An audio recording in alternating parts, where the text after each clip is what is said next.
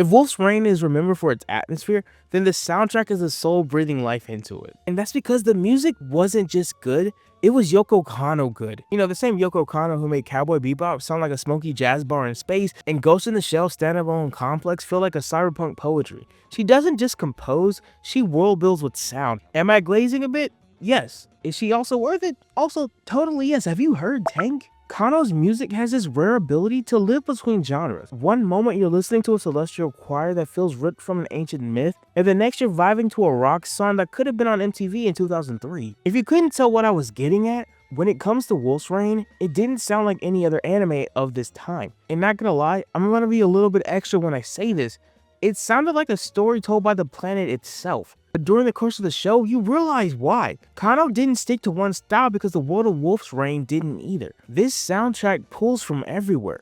Russian folk melodies, Native American chants, Brazilian bossa nova, European orchestra, and even a little bit of church choir for some good extra measure. In a way, it's basically a global mixtape for the end of the world. So if you get the chance, go to Spotify or YouTube or whatever you listen to music on nowadays, look at the soundtrack. It's honestly pretty amazing. And that's because the soundtrack just works really well.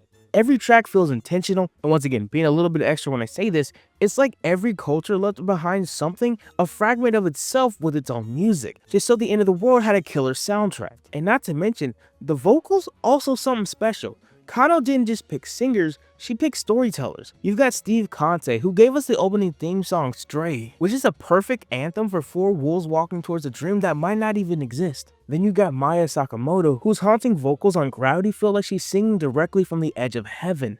And yeah, once again, I'm being really extra for the music part because I like music. And other talents from Bonnie Pink, Alazia Gaziano, and even Joyce from Brazil, who each added unique textures and made the soundtrack feel borderless. Like in its own unique way, the music itself was searching for paradise too. So when I say the score wasn't just a background, I'm not being hyperbolic. Tracks like Carousel Salvagem, Dogs and Angels, or Sleeping Wolves don't just play behind important moments. In their own way, they define them. Kanno's compositions moves like the wolves, wandering, yearning, and occasionally broken, but always pushing forward. But then, that's the magic of Yoko Kanno's music. She doesn't just write music that fits the story, she writes music that becomes the story. The orchestra swells like hope, the choirs echo like memories, and the silence feels like grief. By the time the ending theme finally fades, you're not entirely sure if you just watched something or you just felt it. And that's why Wolf Rain hits so hard even to date. It's not just a show you remember watching, it's a show you remember hearing.